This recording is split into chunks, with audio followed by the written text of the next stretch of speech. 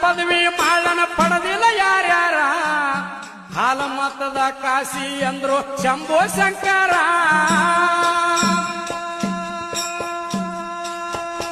ಏ ನಿನ್ನಂತ ಪದವಿ ಮಾಡನ ಪಡೆದಿಲ್ಲ ಯಾರ್ಯಾರ ಹಾಲಮತದ ಕಾಶಿ ಅಂದ್ರು ಶಂಭೋ ಶಂಕರ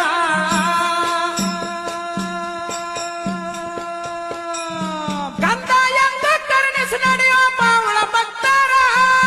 ಪಟ್ಟ ವಚನ ಮುಟ್ಟಿಸಿ ಮಾಯಾಗಿ ಹೋದೋ ದೇವರ ಪಟ್ಟ ವಚನ ಮುಟ್ಟಿಸಿ ಮಾಯಾಗಿ ಹೋದೋ ದೇವರ ಹುಟ್ಟಿ ಬಂದೊಮ್ಮೆ ಹುಣ ಜಂತಿ ನೋಡೋ ಕ್ಷೇತ್ರ ಮಾಳಿಂಗರಾಯಗ ನಡೆಯುತ್ತ ಮಾಡೋ ಯಾತರ ಮಾಳಿಂಗರಾಯಗ